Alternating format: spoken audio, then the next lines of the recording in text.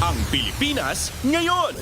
Narito na ang pinakamainit na mga balita na nakalap sa bawat sulok ng bansa. Ihahatid sa bawat Pilipino saan man kayo sa mundo. Ang Pilipinas ngayon. Pakinggan ang bawat kaganapan sa bawat lalawigan. Ito ang Pilipinas ngayon.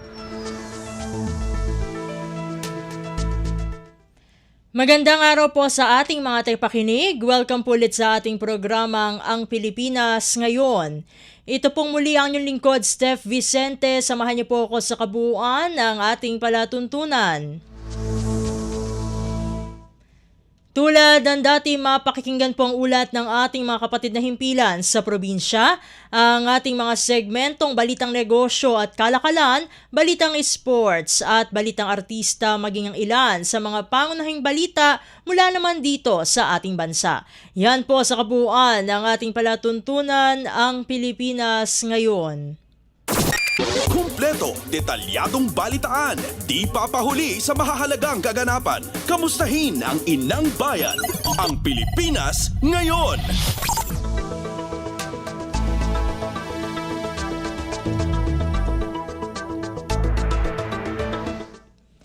Sa mahalagang balita, Pangulong Ferdinand R. Marcos Jr. nanawagan sa oil companies na ipatupad ng tama ang malakihang rollback ngayong araw. Mga hindi susunod, gagawan ng kaukulang hakbang. Ang detalye ng balita ihahatid sa atin ni Alvin Baltazar. Nanawagan si Pangulong Ferdinand R. Marcos Jr. sa mga kumpanya ng langis na gawin ang tamang pagpapatupad ng nakatakda ngayong malaking tapyas sa diesel, ganoon din sa kerosene at gasolina. Sabi ng Pangulo, hindi dapat na magkaroon ng pagkaantala sa rollback na anyay dapat na ibigay sa taong bayan. Kaugnay nito ay nanawagan ng Pangulo sa publiko na ipagbigay alam ang sinumang hindi tatalima sa oil price cut.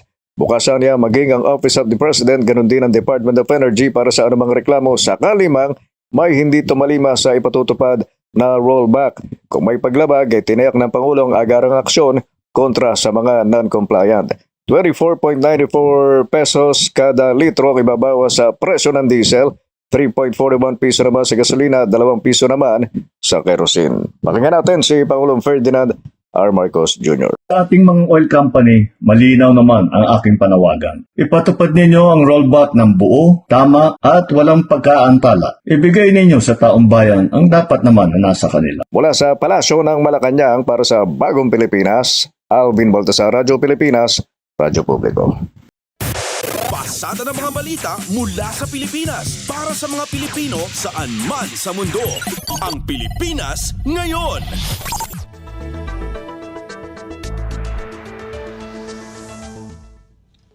Samantala, inilahad naman ni Energy Secretary Sharon Garin ang mga bagong patakaran sa paglalabas ng presyuhan ng langis, partikular sa pagpapataw ng increase at rollback sa petrolyo. Sa isang pulong balitaan, sinabi ni Secretary Garin na alinsunod ang nasabing patakaran sa umiiral na Executive Order No. 110 o ang deklarasyon ng National State of Energy Emergency. Ibig sabihin nito ang gobyerno na ang magkukwenta ng rollback at increase sa halaga ng petrolyo na dapat sundin ng mga kumpanya ng langis.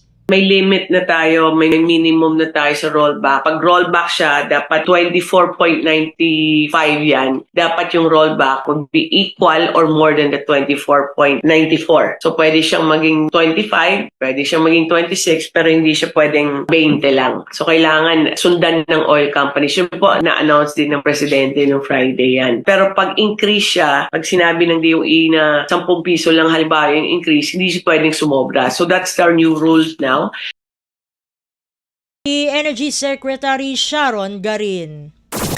Kumpleto, detalyadong balitaan, di papahuli sa mahahalagang kaganapan. Kamustahin ang inang bayan, ang Pilipinas ngayon.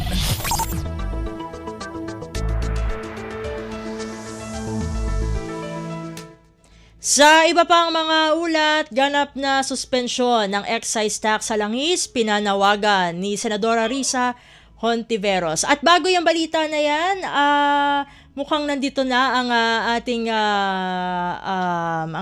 ang ating resource person. Pero bago yan ay pararaanin muna natin ang isang balita dahil ganap na suspensyon ng excise tax sa langis ay pinanawagan ni Senadora Risa Hontiveros. Narito si Nympha Asuncion para sa balita. Giniti Senadora Risa Hontiveros na mas mararamdaman ng mga Pilipino ang ginhawa kung isususpinde ang excise tax sa mga produktong petrolyo. Ito ang pahayag ng Senadora kasunod ng panawagan ng Malacanang sa mga oil companies na ganap na ipatupad ang fuel price rollbacks. Ayon kay Hontiveros, dapat bantayan kung susunod talaga ang mga oil companies at ang kanilang mga gas station sa malakihang oil price rollback at hindi yung patingi-tingi lang. Kailangan niya ito, lalo na't marami tayong mga kababayan ang nagre-reklamo dahil sa nararamdamang labis na singil o profiteering ngayong panahon ng krisis. Anya, nananatili pa ring mataas ang presyo ng petrolyo kumpara bago noong gulo sa Middle East at may posibilidad pa itong muling tumaas anumang oras. Dahil dito, sinabi ni Hontiveros na hindi dapat matapos lang sa rollback ang solusyon. Angat iminumungkahi niyang pag-aralan ang pagbawas sa value-added tax o VAT para higit na maprotektahan ng mga consumer. Kasabay nito muling pinapakonsidera ni Senadora Risa ang pagpapasa ng panukala niyang 52.8 billion pesos na emergency supplemental fund para sa pagsuporta sa mga pinakaapektadong sektor ng energy emergency. Mula Senado para sa Bagong Pilipinas, Nympha Asuncion, Radyo Pilipinas, Radyo Publiko. Pasada ng mga balita mula sa Pilipinas para sa mga Pilipino saan man sa mundo. Ang Pilipinas ngayon.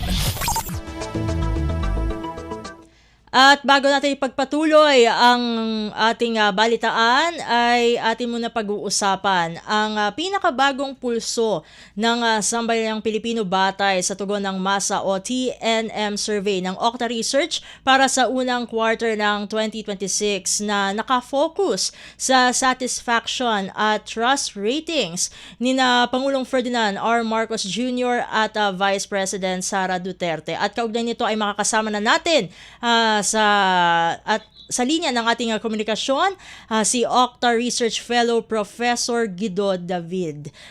Prof, welcome po sa Ang Pilipinas ngayon. Si Steph Vicente po ito ng Radyo Pilipinas World Service.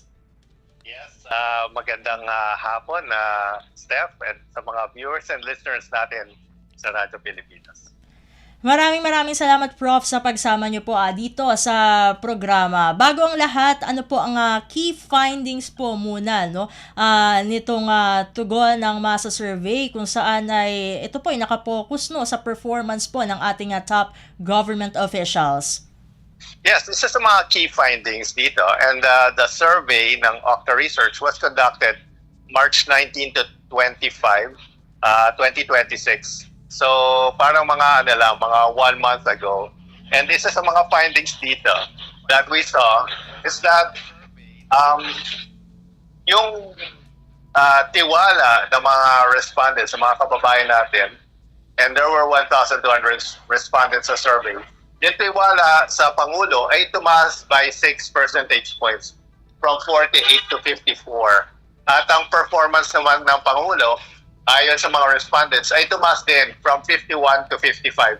Ang kinukumpara natin, yung March 19 to 25 na survey versus yung most recent survey ng Octa Research was December 2025.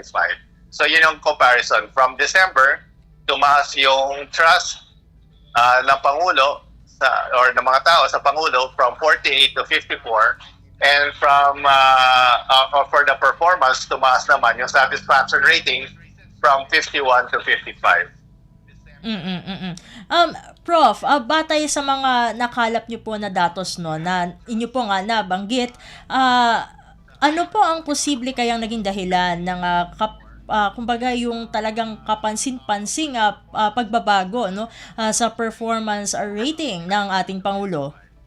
Kapansin-pansin nga yan, Steph, kasi normally December nga yung medyo mataas yung performance at sa ating mga government officials dahil alam natin ko December may mga bonuses, pero ito nagulat nga ako na sa March ay tumaas yung performance niya. But I think base sa mga pangyayari, although nagkaroon ng gera sa Iran, sa Middle East, yung sa US-Iran war, at dulot dito ay yung pagtaas ng presyo ng fuel, ng crude price.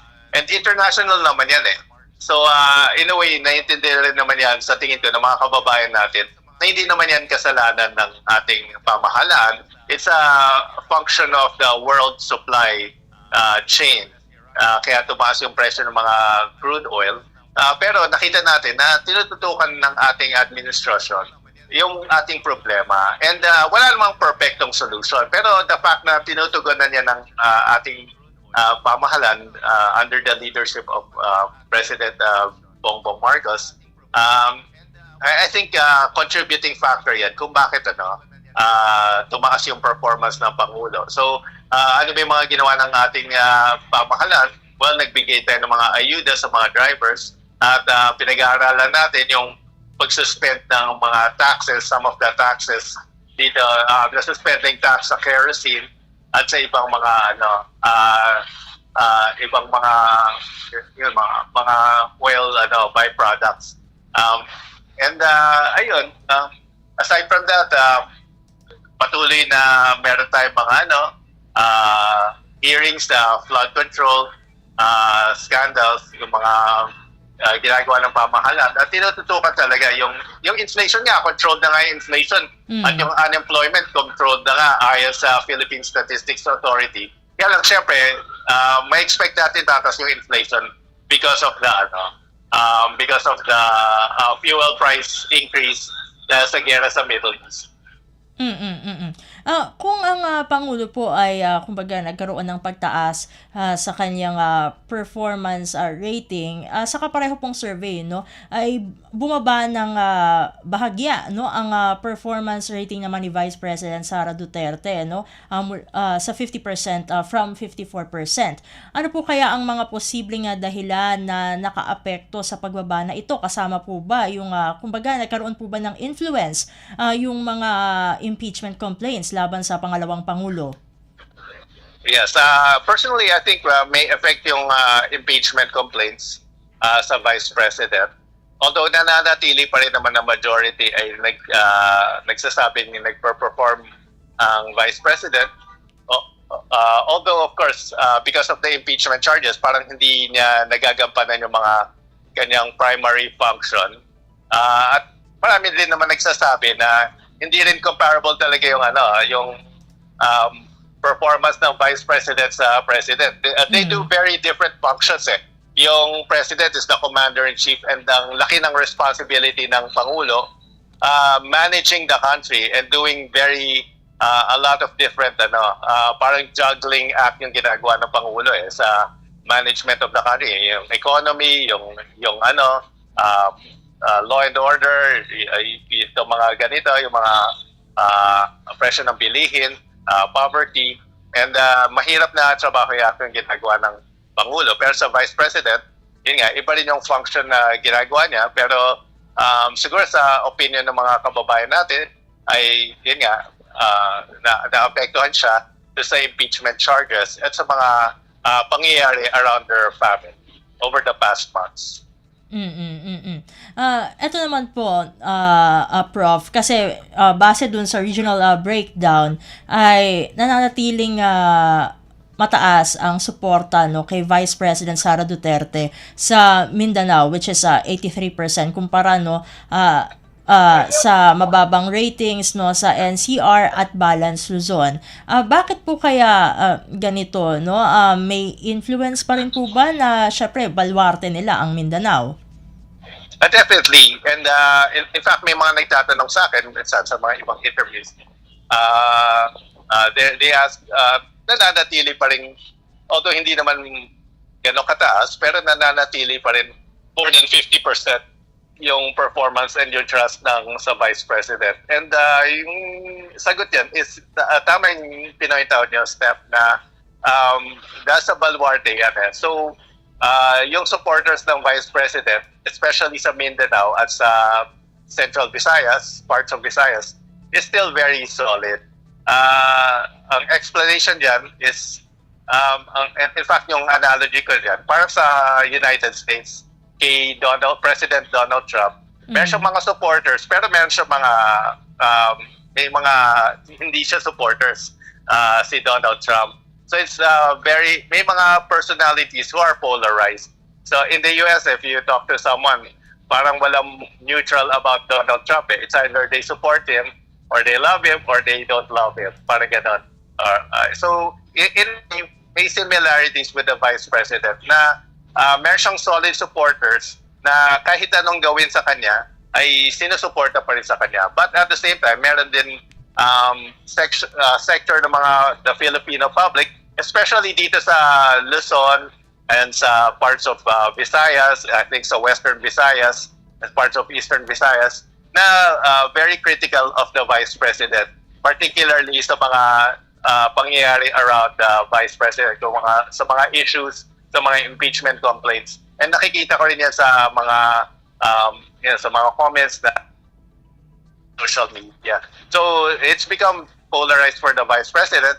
So kaya although may solid base pa rin siya na around mga 50%, meron din naman mga kababayan tayo na hindi siya sinusupport at yun nga ang pananaw nila is very negative towards the Vice President. Sa side naman po ni Pangulong Marcos, bakit po mas mataas ang kanyang rating sa Balance Luzon at Visayas kumpara sa Mindanao? Although syempre ang Luzon ay masasabi natin na talagang baluarte ni Pangulong Marcos. Pero yung Visayas kasi syempre medyo disputed po 'yan dahil meron ding mga taga-suporta ng at least ng Vice President. So ano po ang ipinapahiwatig nitong part na ito ng survey results? Well, ito personal opinion ko lang. Sa nakikita ko kasi, naputol ang ating komunikasyon with Professor David. Ayan, importanteng malaman din natin for the Ayun, naputol tayo, Prof. Go ahead po, Prof. Yes, go na ba? Yes Hello? po. Yes po. Yes, sa nakikita natin in some parts of the country, parang my opinion is parang a lot of the supporters and even yung mga influencers, and hindi ako nasa Mindanao, so I don't listen to yung mga local media doon, but I imagine may mga strong supporters sila doon, mga influencers. A lot of times they are engaging in poison politics and hindi natin nakikita yun sa Pangulo natin, na hindi naman siya nagsasabi ng masama about other people. In fact, nakatutok lang siya sa trabaho niya. Nakatutok lang sa pagtugon ng mga problema sa bansa natin. But in other parts of the country, meron talagang outside of Luzon, even sa Luzon, meron pa rin. Pero mas mahina sa Luzon and more prominently sa Mindanao and some parts of Visayas. So may poison politics talaga na nangyayari, which is to engage and parang hindi lang, okay lang naman mag-criticize sa mga ginagawa ng Pangulo. Pero dito, meron talagang nakikita tayong mga paninira at may mga fake news na lumalabas minsan regarding the president. So I think ito yung nakapagpababa din sa trust and performance ng Pangulo dito sa other parts of the country. Pero sa Luzon, mas favorable naman yung trust and performance sa Pangulo. Sa usapin po mismo ng trust ratings, yun nga po tulad ng nabanggit kanina ay tumaas yung trust kay Pangulong Marcos sa 54% habang nananatiling statistically unchanged yung kay Vice President Sara Duterte sa 55%. Given na ito may term na statistically unchanged, paano po ba ito dapat ipaliwanag po sa publiko?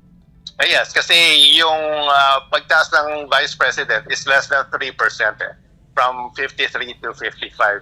So, in terms of statistics, may margin of error na 3%. Ibig sabihin, parang pareho lang yan. Parang hindi siya tumaas. Hindi naman siya bumaba, pero ang analysis dyan by statisticians is parang no change siya. Parang hindi naman siya tumaas.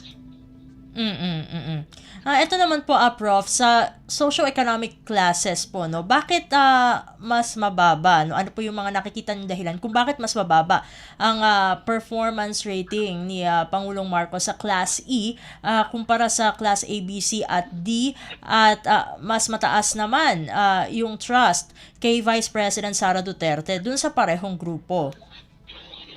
Yes, in a way nakakagulat ngayon kasi alam natin na yung Pangulo talagang isa sa mga advocacies niya is to eliminate poverty. And most of the time, nagiging recipient ng mga ayuda is yung socio-economic class E. So I would have expected na mas mataas sila. But for sure, may mga socio-economic class D na nakakatanggap ng mga ayuda kasi andito yung mga working class ng mga kababayan natin. Baka sa E, andun yung mga ibang mga indigent. Possible na may mga hindi, baka hindi nakakatanggap ng ayuda for some reason, baka hindi sila nagka-qualify. Maybe that's part of the reason. For the Vice President naman, this is anecdotal, pero sa sometimes when I talk to people from all walks of life, may mga naririnig ako na, especially from the lower socio-economic class, marami sa kanila, kunyari, they were involved in drugs dati or something. Hindi naman lahat, pero may mga iba na parang they attributed to the former president, kay Rodrigo Duterte, na sabi na natulungan sila, kaya sila parang andun pa rin yung gratitude nila, kaya na-transfer siya sa Vice President, kaya dito sa socio-economic class. But that's just my my opinion or my perspective. Hindi ka pa naman yan na calibrate with actual data. So yan lang yung feeling ko na possible explanation or one of the explanations kung bakit mataas pa rin yung Vice President sa socio-economic class E relatively. And sa Pangulo naman, yun nga, even though malaking tinutulong ng Pangulo sa mga lower socio-economic classes through ayuda, my guess is siguro dahil mahirap yung buhay, minsan naman yung mga andito sa socio-economic classes, hindi naman nila pinag-aaralan talaga. Wala silang oras para pag-aralan yung mga issues or hindi sila nakasubaybay sa balita ng araw-araw. And baka ang general perspective lang is mas mahirap yung buhay ngayon because of the wars in Ukraine, the war in Iran, and nagiging dahilan yan for, in a way, indirectly blaming the president, even though technically, hindi naman kasalanan ng Pangulo yan, and the president's actually, kung pag-aralan lang yan ng mga ating kababayan, makikita na the president's doing his best job to help all socio-economic classes, hindi lang ABC, hindi lang D, pati yung E. At Prof, eto naman po, no, batay sa kabuuang resulta nga po, no, nitong partikular na tugon ng masa survey na ito, ay ano po ang nakikita nyo posibleng implikasyon nito sa political climate, no, dito sa Pilipinas sa mga, at least sa mga susunod na buwan? Well, isa sa mga implications nito ay actually parang na-leak na yung survey result na yan na ni-report ni Professor Ranjit na bumababa na rin yung parang or lumilit yung agwat ng lead for Vice President Sara and the next possible contender or for president in 2028. So if we remember nung elections no 2022, the Vice President got more than 60% of the vote. Pero sa ngayon, based on data, she's getting mga between 33% to mga 45% of the votes sa mga matchups. So yung numbers niya have been affected. So we will see kung ano magiging effect ng mga events, mga issues like itong impeachment charges against her. Kung ano magiging effect nito in the coming months. Kasi isa-survey rin naman namin din ulit. And pati rin naman yung other survey companies, isa-survey din nila yung presidential preferences. And may mga nagsasabi na, sure win yung Vice President for 2028. But sa akin, mahirap magsabi ng ganyan kaaga na may sure win. Because we always know na ang daming pwedeng mangyari, especially sa politics. A lot of things can happen within the 2 years. Although she remains a strong contender, mahirap mag-predict na may sure win at this point in time. And there are a lot of potentially strong candidates hindi pa nabibigyan ng oras. Kasi yung mga iba hindi pa naman nagde-declare ng kandidatura nila, unlike the Vice President, which in my opinion, maybe she declared too early, but so far naman, she's still holding on to her numbers. But we will see within the next year, and in 2028, where she stands na sa political preference for presidency. Gusto ko man pong pahabain ang ating usapin, no? Usapan, Prof. David, pero we're running out of material time. Maraming salamat po sa pagsama niyo po dito sa Ang Pilipinas Ngayon. Until next time po, mabuhay po kayo. Mabuhay din, Steph, at sa mga viewers and listeners natin sa Ang Pilipinas. Maraming salamat and good afternoon.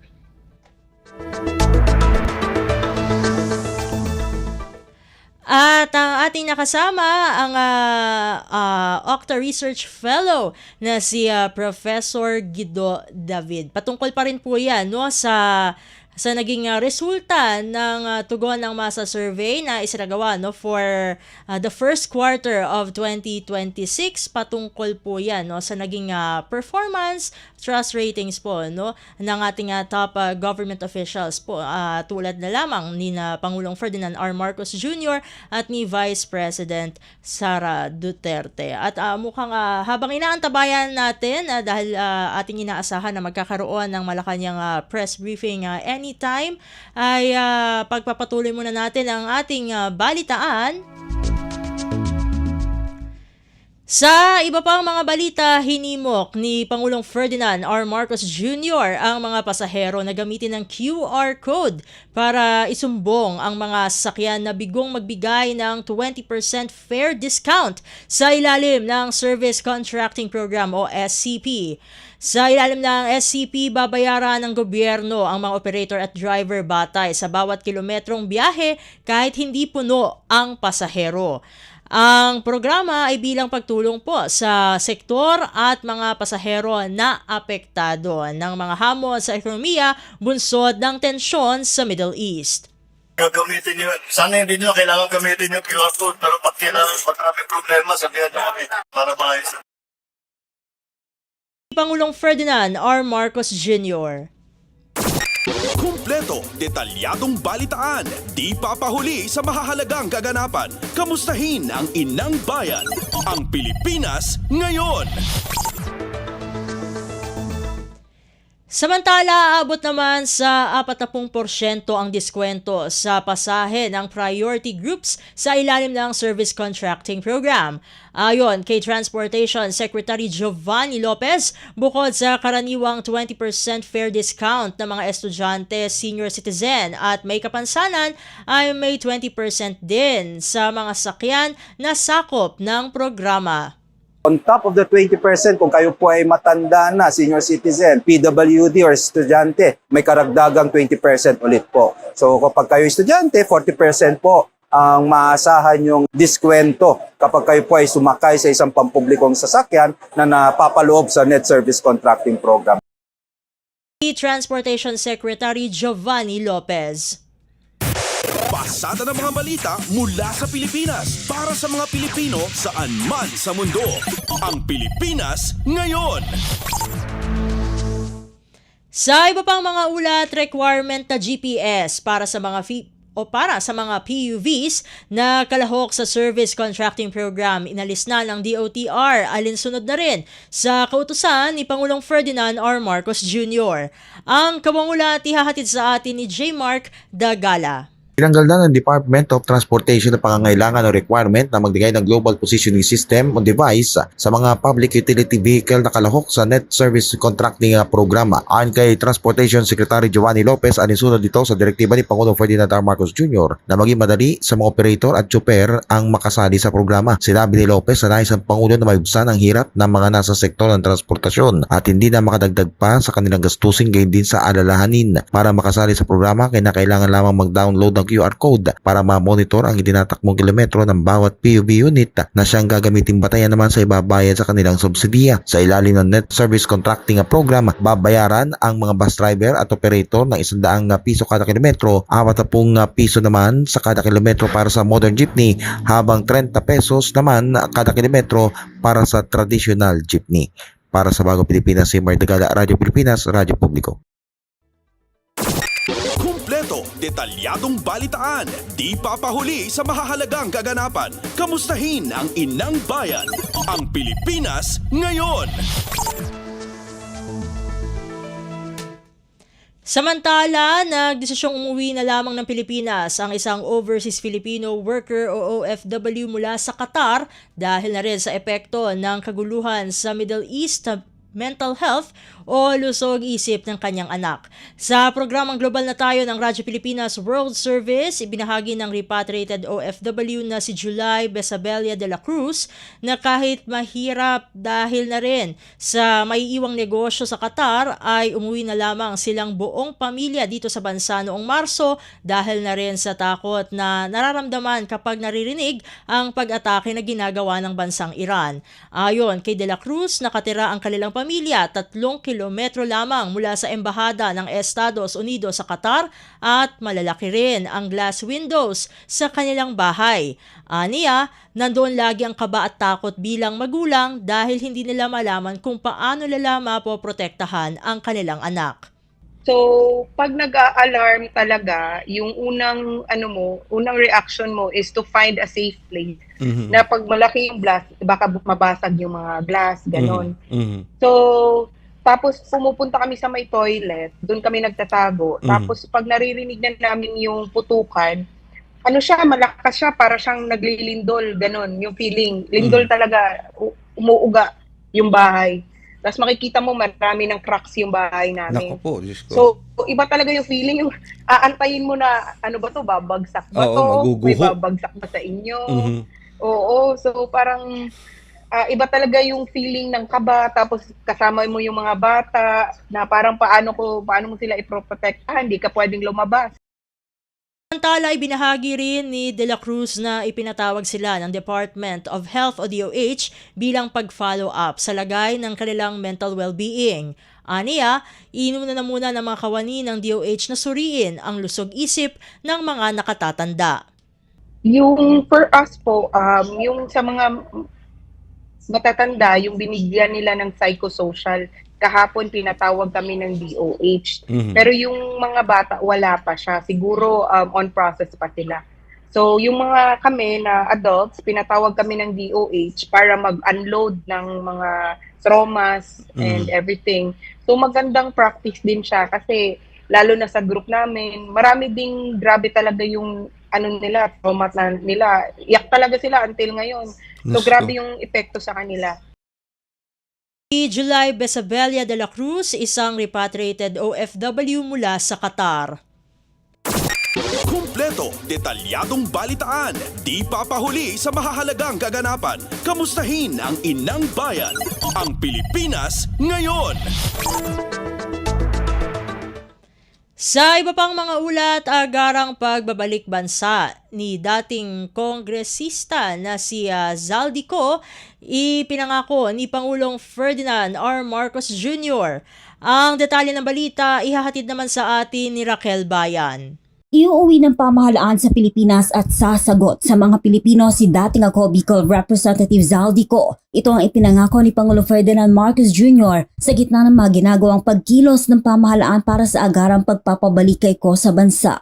Kung matatandaan, pinaghahanap ng batas si ko makaraang madawit sa bilyong pisong halaga ng flood control irregularities. Ayon sa Pangulo, magpapadala ang Pilipinas ng high-level coordinating team sa Czech Republic para sa mas mabilis na koordinasyon sa pagpapauwi kay ko. Sabi ng Pangulo, bagamat mayroong mga legal na proseso ang dadaanan para maisakatuparan ito, magkakaasaan ang mga Pilipino na ginagawa na ng pamahalaan ng lahat upang maiuwi si ko. Ang ganitong mga proseso ay may sinusunod na mga legal na hakbang sa pagitan ng mga bansa, kaya't nangangailangan na sapat na panahon upang maisagawa ng tama. We will bring Zaldico home And we will do so in accordance with the law. He will answer to the Filipino people. Mula sa Malacanang para sa Bagong Pilipinas, Rakal Bayan ng Radyo Pilipinas, Radyo Publiko.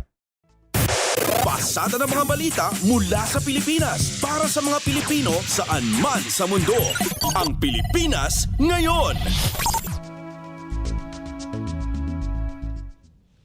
Samantala, tiniyak naman ng Philippine National Police o PNP ang kahandaan ng kanilang hanay sa posibleng pag-uwi sa bansa ni dating Ako Bicol Party List Representative Zaldico. Ayon kay PNP spokesperson Police Brigadier General Randolph Tuanyo na ililipat ng Department of Foreign Affairs o DFA sa kustudiya ng Department of the Interior and Local Government o DILG-SICO. Isa sa ilalim siya sa physical check-up sa Criminal Investigation and Detection Group o CIDG sa Campo Crame, SICO, kung saan na siya mananatili hanggang sa dalhin ito sa Sandigan Bayan para sa return of warrant. Matapos nito, sinabi ni Tuanyo na ang korte ang magpapasya kung saan dadalhin si Ko, gayon din ang pagtatakda ng petsa para sa pagbasa sa kanya ng sakdal. Ang custodial center po ay hindi na po paglalagyan ng anumang mga mahuhuli ng Philippine National Police sapagkat ito na po ay isang condemn. Ang binabanggit po natin kapag makaraan na matapos yung proseso ng physical, medical examination sa kanya, agad naman po ito dadalhin sa ombudsman para po sa pag-return ng warrant. At pagdating po sa, the same day na po ang lahat yan mangyayari. At pagdating po sa Sandigan Bayan, magdi-decide na po ang Sandigan Bayan kung saan po nila dadalhin ay kukulong po ang nasabing dating congressman po. Si PNP spokesperson, Police Brigadier General Randolph Tuanyo. Kumpleto, detalyadong balitaan, di papahuli sa mahahalagang kaganapan. Kamustahin ang inang bayan, ang Pilipinas ngayon.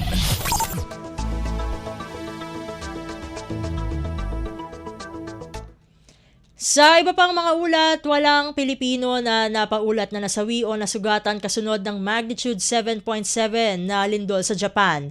Sa programang Bangon Bayang Mahal, sinabi ni Philippine Ambassador to Japan Milen Garcia Albano na ito mismo ang nabatid nila sa Filipino community. Tiniyak naman ng opisyal na nananatili itong nakabantay sa sitwasyon para matiyak ang kaligtasan ng mga Pilipino. As soon as meron po tayong natanggap na balita ng earthquake po, meron po kaming community leaders po na tinatawagan namin right away. Maganda po ang pakipag-ugnayan natin sa Filipino leaders po dito and we continue to exert effort to know more kung saan po ang mga kababayan natin, sino pa po ang pwede nating makipag-ugnayan. Philippine Ambassador to Japan, Milen Garcia Albano. Pasada ng mga balita mula sa Pilipinas para sa mga Pilipino saan man sa mundo. Ang Pilipinas ngayon. Samantala, makabubuti sa ekonomiya ng Pilipinas ang kasunduan sa pagitan ng Pilipinas at Estados Unidos na tinatawag na Pax Silica. Sa ilalim ng inisyatiba, mapapalakas nito ang supply chain, partikular na sa mga makabagong teknolohiya kagaya ng Artificial Intelligence o AI.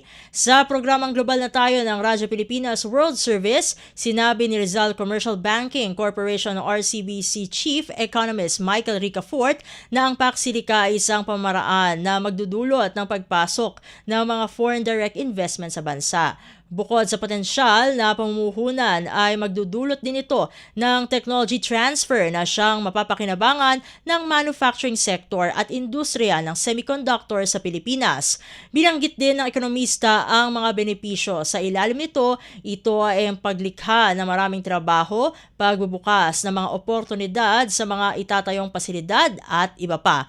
Ang inisyatibang ito ay bahagi ng economic diversification ng Estados Unidos na layunin maghanap ng mga bagong lokasyon para sa economic security nito. Makabuti po yan, Sir Ray, sa ating ekonomiya kasi this is kinda kumbaga yung parang if this is the only way na mapabilis yung pagpasok uli sa atin ng foreign direct investments per se, no? Lalo na sa semiconductors, electronics. Yes, oo. Kasi in the past, maybe 10, 20 or so years back, at some point, 10% ng components sa semiconductors galing sa Pilipinas. Ang kakibat po niyan, Mr. Ray, yung technology transfer. Yes. No, yung oo. kaalaman, Oo, yung high-tech. It's a very welcome development. Yes. Kasi at least now, oras na para makinabang din yung Pilipinas doon sa ecosystem ng AI na Yan. pinagkakakitaan ng buong mundo at maglilikayan ng maraming trabaho at may technology transfer po sa bansa natin. RCBC Chief Economist Michael Ricafort. Kumpleto, detalyadong balitaan, di papahuli sa mahahalagang kaganapan. Kamustahin ang inang bayan, ang Pilipinas ngayon. At iyan ang mga maiinit na kaganapan para sa araw na ito. Samantala, ating antabayanan ang mga ulat mula sa ating mga kapatid na himpilan sa probinsya para sa bugso ng ating regional news sa pagbabalik ng Ang Pilipinas Ngayon, makalipas lamang po ang ilang mga paalala. This is a public service announcement. Discipline is the key. Umiwas sa aksidente sa daan. Ang pagmamaneho ay may kaakibat na responsibilidad, hindi basta mapaandar lang ang sasakyan. Kilatisin ang sarili, ang kahandaan sa manibela, siguruhing inyong konsentrasyon ay hindi magagambala. Importante rin na ating laging isipin, init ng ulo ay huwag pairalin, bagkus kaligtasan ng lahat ang siyang dapat unahin. Isang mahalagang paalala mula sa Presidential Broadcast Service at Radyo Pilipinas, Radyo Publiko 738. This is a public service announcement. Public service announcement from PBS, Presidential Broadcast Service at Radyo Pilipinas, Radyo Publiko 738. Balita mula sa lalawigan sa bawat rehiyon ng ating bayan. Dito sa Ang Pilipinas Ngayon.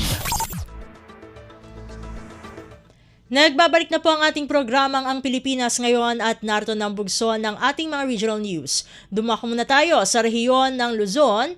Memorandum of Understanding pinirmahan ng 3 istasyon ng radyo at Provincial Communications Office para sa ligtas na komunidad at maging sa katotohanan. Ang kabuang ulat ihahatid sa atin ni Rani Dorilag mula sa Lawag. Simbolo itinaigit ang koordinasyon na dagiti kameng ti media ken ti Philippine National Police tinapirmaan nga Memorandum of Understanding dati tinbatad ni Provincial Director Police Colonel Jomar Labiano iti Ilocos Norte Police Provincial Office. Adaan ti tema ti paragpirma iti MOU nga Partners in Transparency United for Safer Community nga kadwa iti DWFB Radyo Pilipinas Lawag iti Communications and Media Office ti Provincial Government of Ilocos Norte ken dua nga pribado nga istasyon ti radyo. Kuna ni Labiano ababen iti media ket mapasinggedan ti seguridad ti publiko ken nataltalged a komunidad. Mangnamnaman ni Labiano kadagiti 3 istasyon ti radyo ken maysa nga opisina iti itutulong da kadagiti aktibidad ti PNP ken iti pannakairakurak ti kinapudno a padamag. Mula Radyo Pilipinas Lawag, ito si Rani Durilag para sa Radyo Pilipinas World Service. Balita mula sa lalawigan sa bawat rehiyon ng ating bayan. Dito sa Ang Pilipinas Ngayon. Inyong napakinggan ang ulat ni Rani Dorilag mula sa Lawag. Puntahan naman natin ang Agoo. PSC pinalalakas ang grassroots sports sa Bacnotan, La Union. Publiko hinihikayat na makilahok sa laro't saya. Narito si Albert Kawile para sa balita.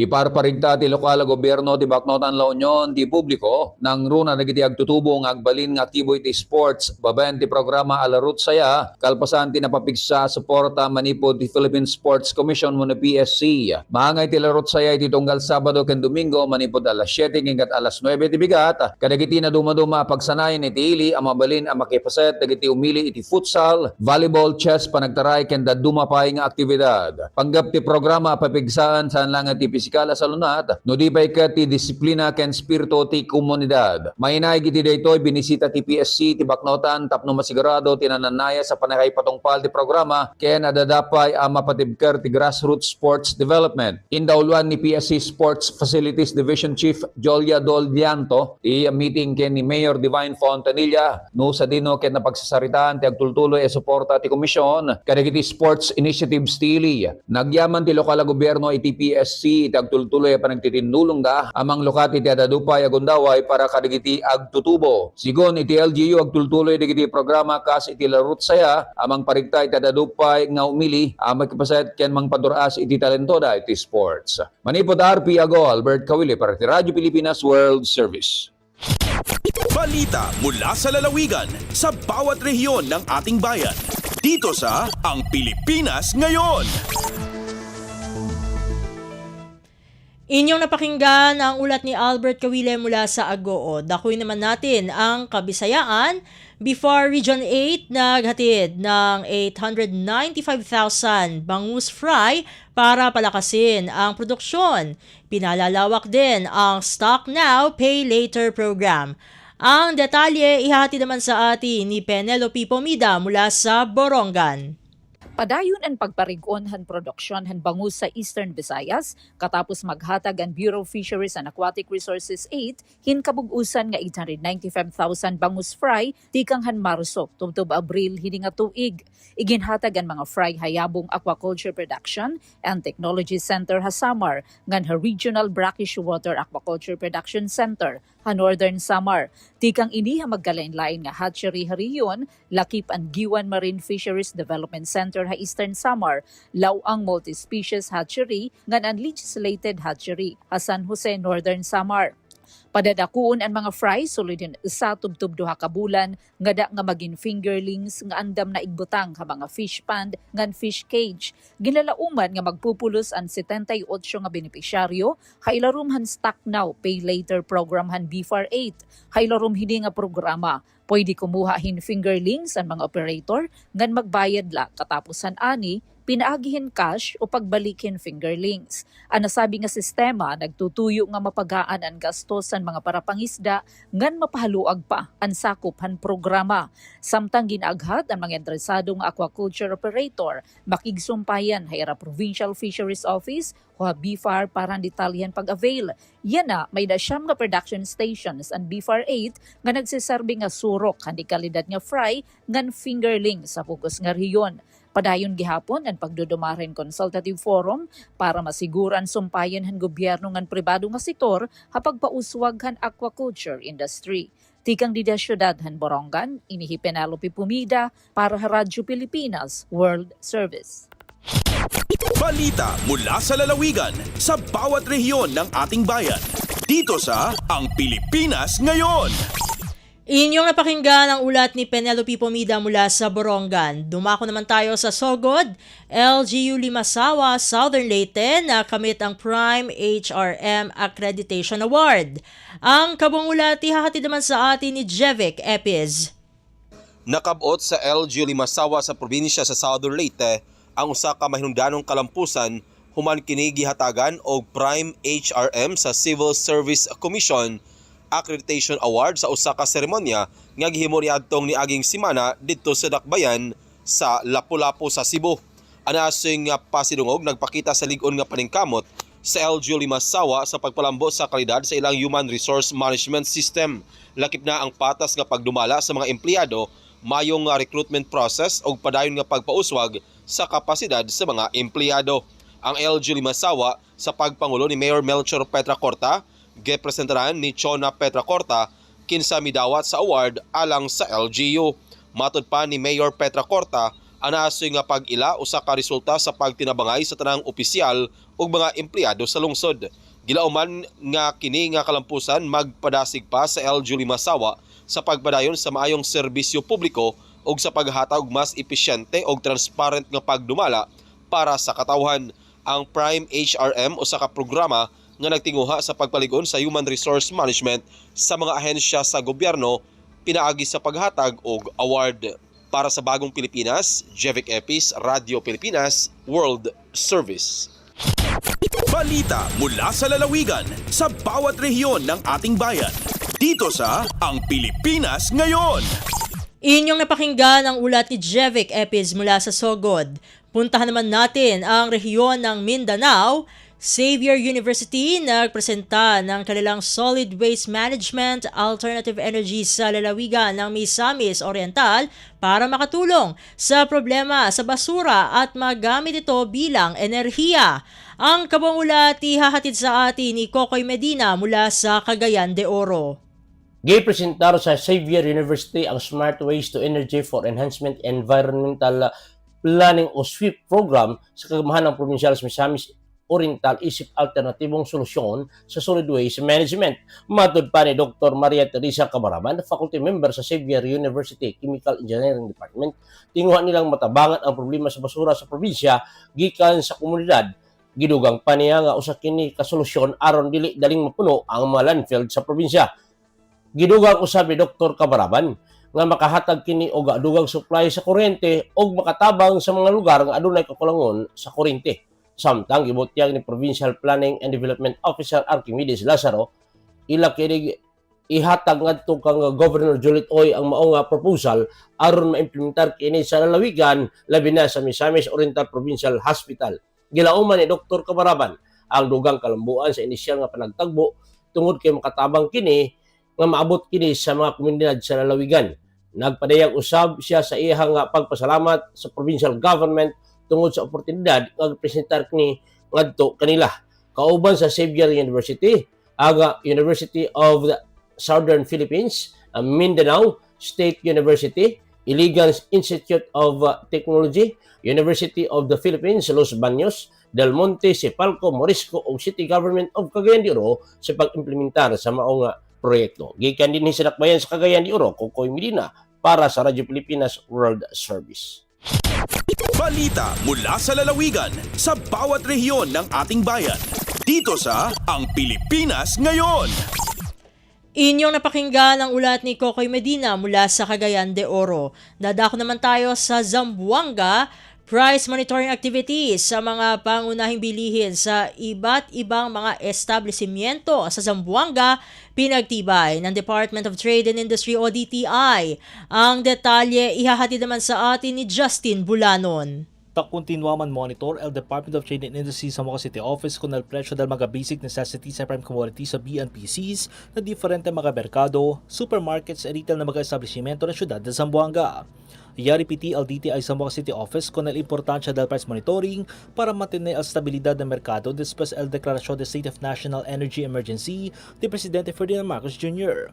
Ta koordina el ahensya de diferente mga ahensya del gobyerno y mga stakeholders para pwede solva el mga issue que ta apekta na supply chain y presyo del mga comestibles. Pero con esta aktibidad ay conduci también price monitoring na diferente parte del syudad ng mga mes que viene. Ta empuja el ahensya con el mga retailer para sige con el suggested retail prices o SRPs y man-display el eksakto presyo na di ilang mga tienda, mientras tapidi también na mga konsumidor para estabilihante na mga presyo de comestibles que takumpra sila. Desde ang syudad de Zamboanga, esta es Justin Bulanon para na Radyo Pilipinas World Service. Balita mula sa lalawigan sa bawat rehiyon ng ating bayan. Dito sa Ang Pilipinas Ngayon. Inyong napakinggan ang ulat ni Justin Bulanon mula sa Zamboanga. Puntahan naman natin ang Iligan. Tulong pinansyal natanggap ng mga kwalipikadong residente ng Lanao del Norte mula sa programang Assistance to Nationals in Crisis Situation o AICS. Narito si Alwidad Bashir para sa balita. Gibana-bana nga 2,000 ka mga individual gikan sa nagkalaing-laing mga lungsod ang nakadawat og pinansyal nga tabang gikan sa Assistance to Individuals in Crisis Situation o AICS nga programa. Ang nasangkit nga programa naghatag og ayuda og suporta sa mga residente ubos sa poverty threshold kinsa nunot sa pagsaka sa presyo sa lana. Sa nasod nagkasinati usab sa krisis sa merkado alang sa inadlaw-adlaw na panginanghanglanon. Ang pagpahatag sa financial assistance ngadto sa mga benepisyaryo gipangunahan sa Department of Social Welfare and Development kun DSWD o Provincial Social Welfare and Development Office kun PSWDO sa Lanao del Norte uban sa buhatan ni 1st District Representative Congresswoman Imelda Gibran sa Dimapuro. Naginaot usab ang ubang mga lungsod nga mahatagan sa nasangkit na financial assistance gikan sa gobyerno. Ilabi na karong panahon nga mitaas ang presyo sa halos tanang papalaton. Mapasalamaton ang mga benepisyaryo sa grasya nga manggagawad. Mula sa Iligan City, ako si Alwidad Bashir para sa Radyo Pilipinas World Service. Balita mula sa lalawigan sa bawat rehiyon ng ating bayan. Dito sa Ang Pilipinas Ngayon. Inyong napakinggan ang ulat ni Alwidad Bashir mula sa Iligan. Dito na nagtatapos ang bugso ng ating mga regional news. Dadako na tayo sa ating mga segmento. Sa pagbalik ng Ang Pilipinas Ngayon, amin pong ihatid sa inyo ang segmentong Balitang Negosyo at Kalakalan, makalipas lamang po ang ilang paalala. Mabilis ang trivia, dagdag talino. Heto na ang Dagling Kaalaman. Itigil na ang paggamit ng iyong telepono sa banyo. Maaari itong humantong sa almoranas ayon sa isang ulat. Nalaman sa isang bagong pag-aaral na ang pagsasabay ng oras sa banyo sa oras ng telepono ay nauugnay sa 46% na mas malaking panganib ng almoranas. Kaya pagdating sa banyo, pumasok at lumabas at isave ang iyong scroll para sa ibang pagkakataon. Kaunting kaalaman na malaking dagdag talino. Abangan muli ang susunod na Dagling Kaalaman. Lagay ng ekonomiya, kalakalan, negosyo at iba pa. Atin ang alamin dito sa Ang Pilipinas Ngayon. Nagbabalik na po ang ating programang Ang Pilipinas Ngayon at narito na ang segmentong Balitang Negosyo at Kalakalan. Apela ni Pangulong Ferdinand R. Marcos Jr. sa mga oil companies na ipatupad ang malakihang oil price rollback, hindi matatawag na pressure, ayon kay Senador J.V. Ejercito. Ang detalye na balita ihahatid sa atin ni Nympha Asuncion. Para kay Senate Deputy Majority Leader J.V. Ejercito, hindi matatawag na pressure ang apela ni Pangulong Ferdinand R. Marcos Jr. sa mga oil companies na ganap na ipatupad ang mahigit 24 pesos na tapya sa presyo ng produktong petrolyo. Binigyang diin ni Ejercito na hindi naman nakabatay sa ehekutibo ang paggalaw ng pump prices kundi sa pandaigdigang merkado. Ayon sa senador, nakakatulong sa kumpiyansa ng publiko na binabantayan ni Pangulong Marcos ang presyo ng produktong petrolyo. Nakapagbibigay niya ito ng kapanatagan sa mga Pilipino. Gini Ejercito, kung pressure lang din ang pag-uusapan ay dapat may mas mabigat pang intervention na gawin ng pamahalaan. Gayaan niya ng pag-obliga sa mga kumpanya na maglabas ng malinaw na breakdown ng presyo ng produktong petrolyo para makita kung tama ang singil ngayong nasa state of national emergency ang bansa. Sinabi pa ng mambabata sa bagamat malaki ang oil price rollback ay malayo pa ito sa presyo ng langis bago sumiklab ang gulo sa Middle East. Mula Senado para sa Bagong Pilipinas, Nympha Asuncion, Radyo Pilipinas, Radyo Publiko. Lagay ng ekonomiya, kalakalan, negosyo at iba pa. Atin ang alamin dito sa Ang Pilipinas Ngayon.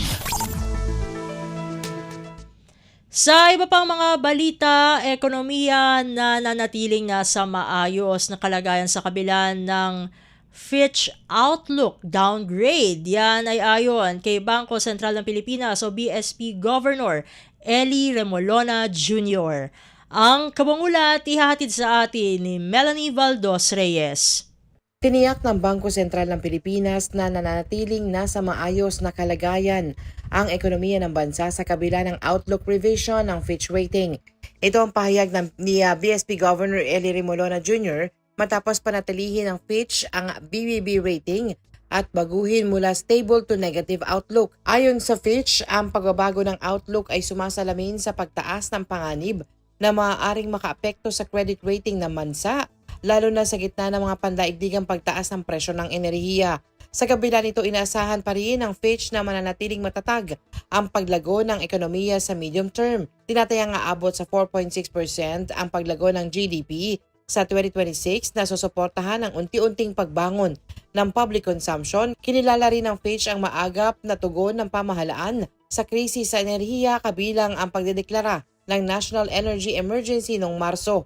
Binigyan diin din ng credit rating agency ang matibay na record ng Pilipinas sa pagpapatuloy ng mga polisiya at reformang pang-ekonomiya na makatutulong upang mabawasan ang mga panganib sa hinaharap. Sinabi rin ni Remolona na mahigpit na binabantayan ng BSP ang epekto ng pagtaas ng presyo ng langis at mga tensyong geopolitikal, partikular ang alitan sa gitnang silangan, inflation at ang kabuoang ekonomiya ng bansa. Para sa Bagong Pilipinas, Melanie Valdos Reyes, Radyo Pilipinas, Radyo Publiko.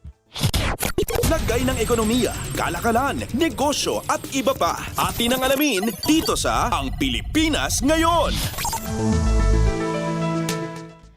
Samantala, umakyat ng mahigit 8 beses ang debt service payments ng pambansang pamahalaan noong Pebrero bunsod ng malaking pagtaas sa pagbabayad ng prinsipal. Ayon sa datos ng Bureau of the Treasury, umabot sa 430.6 billion pesos ang kabuuang obligasyong pinansyal na nabayaran ng gobyerno sa nasabing buwan, malayo sa 52.2 billion pesos na naitala sa kaparehong panahon noong nakaraang taon. Halos ang buong pagtaas ay dulot ng amortization o pagbabayad ng prinsipal na bumubuo ng 88.6% ng kabuuang halaga. Pinakamalaki ang pagtaas sa ibinayad na domestic o lokal na merkado kung saan pumalo sa 378.5 billion pesos. Samantala, bahagyang bumaba ang bayad sa foreign creditors sa 3.2 billion pesos. Sa kabila ng malaking pagtaas sa prinsipal, bahagya lamang ang pag-angat ng interest payments na umabot sa 48.9 billion pesos. Para sa unang 2 buwan ng 2026, umabot na sa 568.3 billion pesos ang kabuuang debt service ng Administrasyong Marcos Jr. Sa kasalukuyan, nasa 17.71 trillion pesos ang kabuuang utang noong nakaraang taon. Pinalaki ito ng tuloy-tuloy na pangutang upang pondohan ang mga proyektong infrastruktura at ng paghina ng piso. Lagay ng ekonomiya, kalakalan, negosyo at iba pa. Atin ang alamin dito sa Ang Pilipinas Ngayon. At sa pagtatapos ng ating segmento, narito ang palitan ng salapi ngayong araw, April 21, 2026.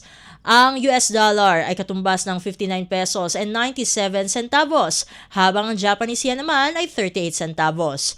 Ang Singaporean dollar ay 47 pesos and 24 centavos, habang ang South Korean won naman ay 4 centavos. Ang Chinese yuan ay nagkakahalaga ng 8 pesos and 80 centavos, habang ang Hong Kong dollar ay katumbas naman ng 7 pesos and 66 centavos. Ang British pound naman ay 81 pesos and 22 centavos, habang 70 pesos and 70 centavos naman ang euro. Ang Canadian dollar ay katumbas ng 43 pesos and 95 centavos, habang ang Saudi Arabian rial ay 15 pesos and 99 centavos. Lagay ng ekonomiya, kalakalan, negosyo at iba pa. Atin ang alamin dito sa Ang Pilipinas Ngayon. At dito na nagtatapos ang ating segmentong Balitang Negosyo at Kalakalan para sa araw na ito. Susunod na po ang ating segmentong Balitang Sports na ihahatid sa atin ng ating kasamang si Leo Magpayo, makalipas lamang po ang ilang mga paalala. Mabilis ang trivia, dagdag talino. Heto na ang Dagling Kaalaman. Mahilig ka bang kumanta? Ba't di papatulan ang pagsuyong nagkulang? Bukod sa pinagagaan ng iyong pakiramdam, ay pinalalakas pa ang iyong lungs. Ang pagkanta ay nakakatulong din para labanan ang iyong stress at ikaw ay makapag-relax. Nakakatulong din ito sa pagpapabuti ng iyong memorya at pag ikaw ay nakakaranas ng hirap sa buhay. At ang good news, ang pagkanta ay para sa lahat. Let it go! Nasa tono ka man o wala. And here I stand. Kaunting kaalaman na malaking dagdag talino. Abangan muli ang susunod na Dagling Kaalaman. Updates at pinakahuling mga usapin sa mundo ng palakasan.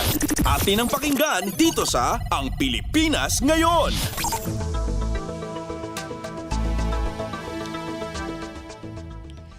At nagbabalik po ang ating programang Ang Pilipinas Ngayon. Samantala, narito naman po ang sports balita. Muling nagbigay karangalan sa Pilipinas si Alex Ayala matapos rumampa sa red carpet ng prestiyosong Laureus World Sports Awards sa Madrid. Itinuturing na Oscars of Sports, kinikilala ng Laureus Awards ang pinakamauhusay na atleta at pinakamalalaking tagumpay sa mundo ng sports. Umagaw pansin si Iyala sa suot niyang Filipino-inspired gown na likha ng kanyang tiyuhin, ang kilalang designer na si Rhett Iyala. Kabilang sa mga pangunahing nagwagi sina Carlos Alcaraz bilang Sportsman of the Year at Arina Sabalenka bilang Sportswoman of the Year. Pinangunahan ng seremonya ni na 24-time Grand Slam champion Novak Djokovic at Olympic gold medalist Eileen Gu na nakasama pa ni Iyala sa isang selfie. Dumalo rin ang iba pang tennis stars tulad ni world number 1 Jannik Sinner at Colombian player Camila Osorio, dating kampyon ng Philippine Women's Open. Samantala, balik focus na si Iyala sa kompetisyon habang hinahabol ang mas magandang takbo sa clay court season sa Mutua Madrid Open ngayong linggo. Umangat siya ng isang pwesto sa World Tennis o Women's Tennis Association o WTA number 44, dagdag kumpiyansa bago harapin ang isang qualifier sa unang round. Kapag nanalo, susunod niyang makakarap ang 19th seed na si Elise Mertens na may first round bye. Nais makabawi ni Iyala matapos ang maagang pagkalas sa Linz at Stuttgart, ngunit mabigat ang hamon sa Madrid kung saan kasama niya sa draw sina 2nd seed Elena Rybakina, 6th seed Amanda Anisimova at Grand Slam champions Yelena Ostapenka at Madison Keys. Noong nakarang taon, umabot si Iyala sa second round bago matalo kay Iga Swiatek sa 3 set. Mas mataas ang inaasahan ngayon habang naghahanda siya para sa French Open sa susunod na buwan, kung saan target niyang lampasan ang first round exit noong 2025. Updates at pinakahuling mga usapin sa mundo ng palakasan. Atin ang pakinggan dito sa Ang Pilipinas Ngayon. Nakatutok na ngayon ang rain or shine sa pagkuha ng twice to beat advantage habang dala ang malinis nitong kartada kontra Phoenix sa pagpapatuloy ng PBA Season 50 Commissioner's Cup ngayong Martes na gaganapin sa Ninoy Aquino Stadium. Papasok ang Elasto Painters bilang pinakamainit na koponan sa liga, bit-bit ang 7 magkakasunod na panalo at walang indikasyong bumabagal bago ang matchup nila kontra Fuel Masters sa gabi. Mula pa sa kanilang 124-117 panalo laban sa Terra Firma, nagtala ang ROS ng 23 combined 3 at 4 pointers, tumabla sa league record. Magbubukas ang doubleheader sa salpukan ng winless Macau at playoff hunting Titan Ultra. Bukod sa pinakamagandang stretch sa kasaysayan ng franchise, galing pa ang rain or shine sa 5 araw na pahinga, malaking tulong para sa kanilang high-octane offense. Muling asahan si Jalen Johnson na nagmumula sa triple-double performance, kasama ang solidong suporta ni na Adrian Nocum, Jonard Clarito, Kaylen Tiongson, Felix Lemeti at Gian Mamuyak. Pero hindi basta-basta ang Phoenix na may 4-3 record at nasa labas lang ng top 4. Sa likod ng NLEX at ng 3 koponang tabla sa 5-2 record na Hinebra, Meralco at TNT, kailangan ng Fuel Masters ang panalo para manatiling buhay sa twice-to-beat race. Para magawa yon, kailangan nila ng isa pang malaking laro mula kay James Dickey III, pati na ng sapat na ambag mula sa locals na sina Jason Perkins, Kenneth Tuffin, Richie Rivero, Tyler Tio at Evan Nell. Updates at pinakahuling mga usapin sa mundo ng palakasan. Atin ang pakinggan dito sa Ang Pilipinas Ngayon. Isang koponang gutom sa kauna-unahang kampyonato ang haharap sa isang koponang nagpapatuloy ng kanilang paghahari habang magsisimula na ang Best of 3 Final Series ng Signal at Creamline para sa korona ng Premier Volleyball League o PVL All-Filipino Conference ngayong Martes sa larong gaganapin sa Smart Araneta Coliseum. Lalaro ang 2 powerhouse squad sa main game kasunod ng labanan para sa bronze medal ng Farm Fresh at PLDT, isang gabi ng high-stakes volleyball na inaasahang dudumugin ng mga fans. Maagang sinelyuhan ng Super Spikers ang kanilang finals berth matapos talunin ang Cold Smashers sa 4 set noong nakarang linggo bago matalo sa PLDT sa isang non-bearing match. Samantala, dumaan sa mas mabigat na ruta ang Creamline na kinailangang manalo sa do-or-die match kontra Farm Fresh upang makamit ang kanilang record 15th finals appearance. May 2 panalo na ang Signal laban sa Creamline ngayong conference. Una sa 5 set noong Marso 26 at muli sa semifinals. Pero batid ng Super Spikers na ibang usapan ang championship experience ng Cold Smashers. Hindi naman nagpapadaig ang Signal na humuhugot ng kumpiyansa mula sa matagumpay nilang rebuilding sa nakalipas na 2 taon. Pinangunahan sila ni Vanny Gandler at Erica Santos kasama sina Tin Tiamson, Rosalind Doria at Jel Cayuna, habang target nilang baguhin ang resulta ng kanilang huling finals meeting kontra Creamline noong 2024 Invitational. Katulad ng Signal, dumaan din sa matitinding do-or-die games ang Cold Smashers para makarating sa tuktok. At dito sila kilala ang pag-angat sa mga sandaling puno ng presyon. Nangunguna sa kanilang veteran core sina Bernadette Pons, Gemma Galanza, Tots Carlos at Gia de Guzman na muling aasahan sa pagsabak sa isa na namang championship duel. Updates at pinakahuling mga usapin sa mundo ng palakasan. Atin ang pakinggan dito sa Ang Pilipinas Ngayon.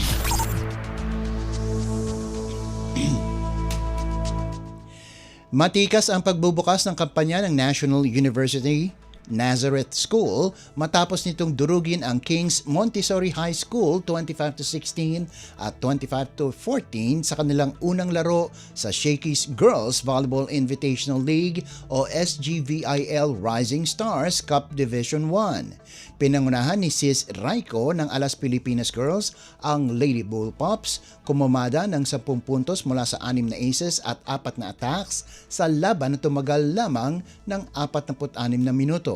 Nagambag din sina Jayla Adrao ng 9 na puntos, Jaina Bolandres ng 8 at Rain Alonzo ng 7 para sa reigning UAAP champions. Para sa King's Montessori, sina Criska Gendap at Sharina Lieses ang nanguna sa opensa na may 6 at 5 puntos. Sa kabilang dako, nagpakita ng matinding tibay ang University of Santo Tomas, bumangon mula sa isang set down upang talunin ang De La Salle Zobel 24-26, 25-20 at 15-9 sa Pool D.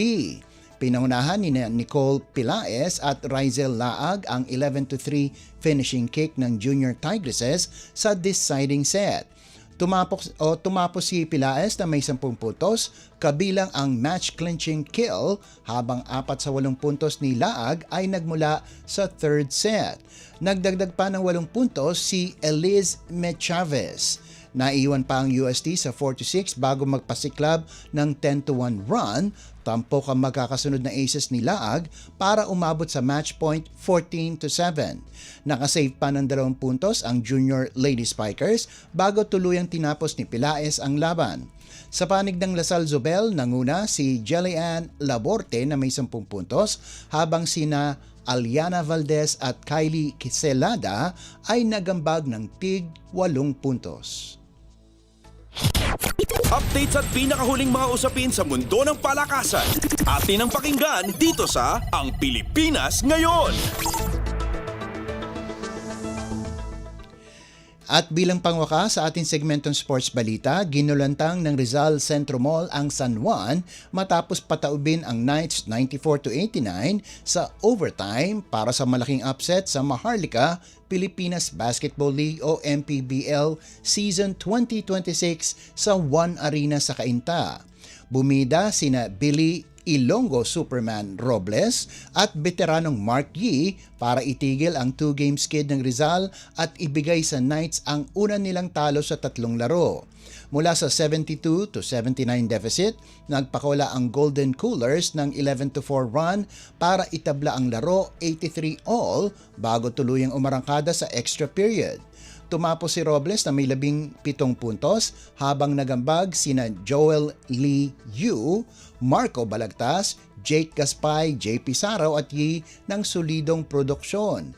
Sa San Juan, naghari si Mike Phillips sa boards na may 18 rebounds at 15 puntos pero kinapos sa endgame.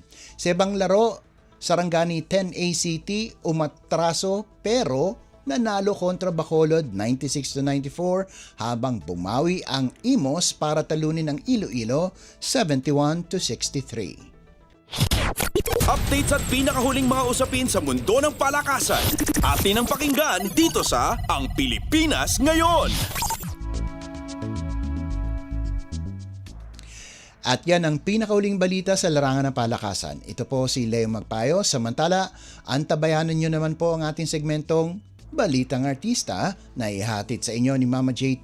Yan po sa pagbabalik ng ating programang Ang Pilipinas Ngayon, pagkalipas lang ng ilang paalala.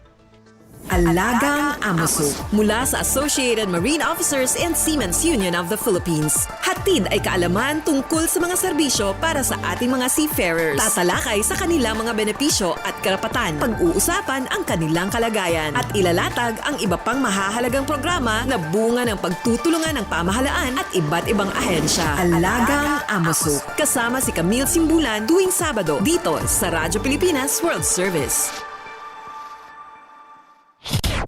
Ang latest, ang hottest sa showbiz and entertainment. Heto na sa Ang Pilipinas Ngayon. Magandang araw sa ating mga chismoso at chismosang nag-aabang ng mga trending na balita sa mundo ng showbiz. Heto na ang ratsyada ng ating mga chika. Ito, lumantad na ang celebrity architect na si Slater Young upang ibagtanggol ang kanyang proyektong Monterrasas de Cebu matapos itong masangkot sa issue ng matinding pagbaha sa lalawigan noong Bagyong Tino noong nakarang taon. Ayon sa kanya, pinili muna niyang manahimik upang magbigay daan sa pakikiramay sa mga biktima. Ngunit base sa naging pag-aaral ng mga eksperto mula sa University of the Philippines, walang direktang kinalaman ang proyekto sa pagbaha. Bagkus ang matinding dami ng ulan ang pangunahing sanhi. Iginigit din ni Slater na maayos ang kanilang water management system at nakatulong pa itong mabawasan ang baha sa pamamagitan ng pagkontrol sa pag-agos ng tubig. Sa huli, nanawagan siya itong si Slater sa publiko na maging patas at responsable sa pagbabahagi ng impormasyon at nilinaw na handa silang kumilos laban sa maling akusasyon. Ang latest, ang hottest sa showbiz and entertainment. Heto na sa Ang Pilipinas Ngayon. Ipinahayag ni Senator Robin Padilla na ibinibenta na niya ang kanyang Museo de Padilla sa Quezon City. Sa isang video post sa kanyang Facebook page, ipinakita niya ang kabuuan ng property na isang malawak na estate na may main house na may 6 na kwarto, 4-bedroom apartment at 2 studio-type units. Meron din itong music room, conference hall, main kitchen, 3 ballroom at meeting hall. Kilala ito sa traditional na arkitekturang Pilipino na may Spanish motifs at ginagamit bilang venue para sa mga okasyon tulad ng kasal at binyag. Dating tirahan niya ng pamilya Padilla na ginawang ancestral house at events venue na nag-aalok ng kakaibang karanasang historical sa mga bisita. Gayunman, hindi sinabi ni Padilla ang dahilan kung bakit niya ito ipinagbibili. Ang latest, ang hottest sa showbiz and entertainment. Heto na sa Ang Pilipinas Ngayon. Samantala, nangamba naman ang aktres na si Nadine Samonte para sa buhay ng kanyang anak na babae matapos maaksidente ito sa kanyang pinapasukang paaralan. Nahulog kasi ang kanyang anak at tumama ang ulo nito kaya agad itong isinugod sa ospital at sumailalim sa CT scan matapos makaranas ng pagsusuka, pagkahilo at pamumutla. Sa kabutiang palad naman, ligtas na sa panganib ang kanyang anak at patuloy na inoobserbahan ng 1 hanggang 2 linggo. Ayon kay Nadine, maayos ang resulta ng pagsusuri at unti-unti nang gumagaling ang bata. Inamin din niya na isa ito sa pinakakinatatakutan niyang karanasan bilang ina dahil sobrang kaba at anxiety habang papunta sa ospital at kahit matapos malaman na maayos ang kalagayan ng kanyang anak. Ang latest, ang hottest sa showbiz and entertainment. Heto na sa Ang Pilipinas Ngayon. At sa uli nating chika for today, ibinahagi ng veteranong aktor na si Cesar Montano na nananatili siyang malakas kahit siya ay 64 years old. At wala na nga raw itong iniinom na maintenance na gamot dahil sa kanyang disiplinadong lifestyle. Pinipili na lang ni Cesar ang simpleng ehersisyo tulad ng walking, push-ups at pull-ups sa halip na mabibigat na workout. At isa sa kanyang mga sinusunod na dieta ay 1 meal a day na kadalasang ginagawa malapit tuwing tanghalian. Mas pinapaboran niya ang pagkain ng isda at gulay at umiiwas siya sa karne, puting bigas, processed foods, soft drinks at mga matatamis na pagkain. Mahilig din siya magtanim ng sariling gulay at tinitiyak ang sapat na tulog na 6 hanggang 8 oras kada araw. Ayon sa aktor, hindi komplikado ang pagiging healthy daw. Disiplina lang daw yan sa pagkain, regular na galaw at tamang pahinga ang susi sa maayos na kalusugan kahit may edad na. Ang latest, ang hottest sa showbiz and entertainment. Heto na sa Ang Pilipinas Ngayon. At wala na po tayong sapat na oras para sa ating balitang artista. Maraming salamat po mga kachismis sa pakikinig sa aking mga chika for today. Ako po si Mama JT para sa Radyo Pilipinas World Service. Nagbabalik na si Steph Vicente. Ang latest, ang hottest sa showbiz and entertainment. Heto na sa Ang Pilipinas Ngayon.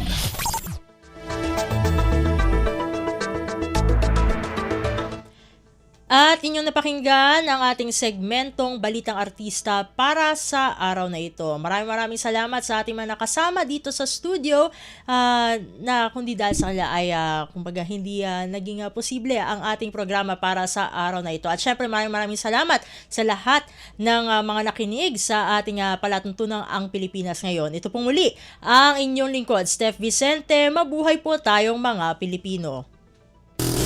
At yan ang Pilipinas Ngayon. Muling samahan sa parehong oras at alamin ang pinakahuling mga kaganapan at balita saan man kayo naroon. Ang Pilipinas Ngayon.